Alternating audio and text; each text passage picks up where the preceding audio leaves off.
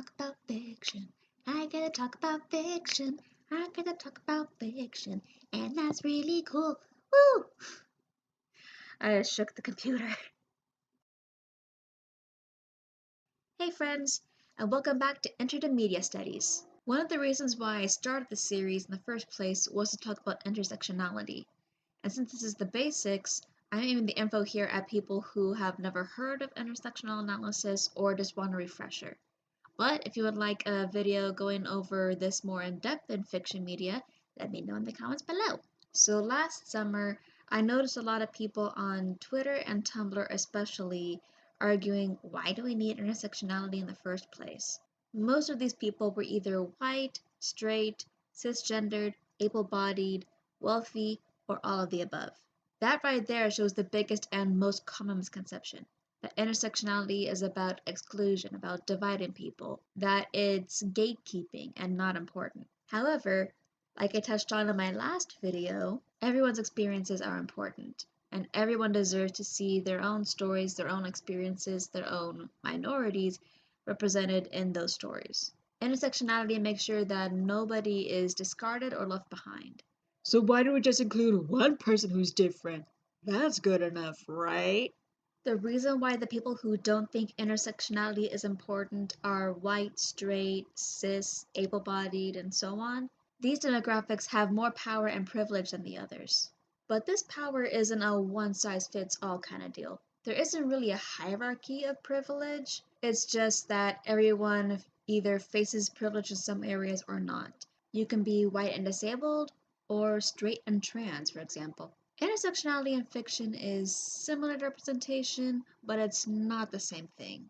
In general, though, when you are making your stories, it is important to have a diverse cast, and this includes people from minorities. For more information on that, I'm going to link Jenna Moressi's video on diversity in fiction below.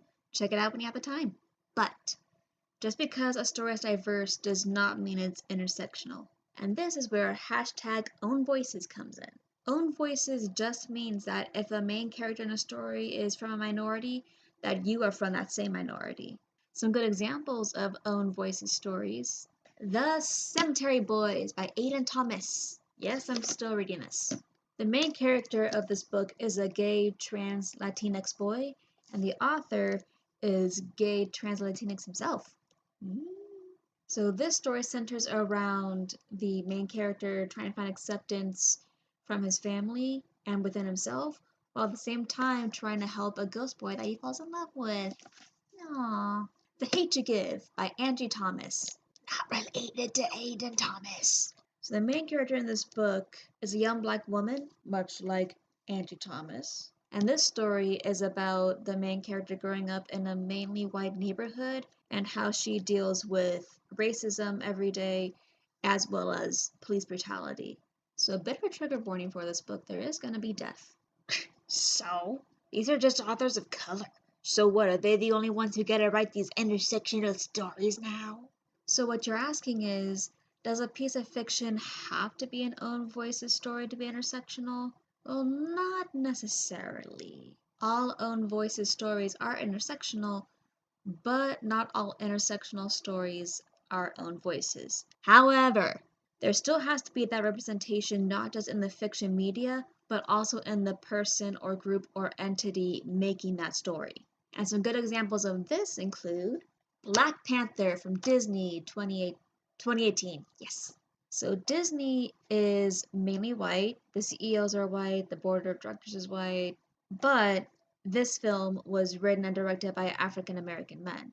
And this story follows two men dealing with colonialism, oppression, and their tie to their homeland from two different sides. One from Wakanda and one from Oakland. Coco from Pixar 2017. Again, this company is mainly white. However, they did years of research in Mexico for the story. When they were in pre-production and production, they centered their Mexican and Latin American employees. Please understand one thing though. It's not the companies themselves that make these stories intersectional. It's the push behind the scenes for representation and inclusion and more diverse storytelling. So movies like these are the first steps towards intersectional storytelling in fiction, not the end result. So intersectionality is just representation for one person? Why does that matter to me? Well, your experience ain't the only one for starters. Representation is a must in any media, but in fiction media, it is super important. Fiction may have common truths like nobody's perfect, or shared experiences like dealing with grief, but it's still fiction. It is still made up. If you, a white woman, decide to write about a black woman, you're not telling a very faithful adaptation of a black woman's experience. It's you, the white woman, pretending how a black woman lives with the nuances of race and gender combined. Wait, but they're both women. They're both from a minority, so it's okay if a white woman tells a story about another woman, right? No, it doesn't count as intersectional because the only thing they have in common is that they are women. They don't have race in common. And there may be other factors too that the women don't have in common. Intersectionality is more than just representing one minority, it's representing experiences that are impacted by different layers of oppression or privilege. Oh, yeah, but some of your examples had white people involved in making the story. So what gives?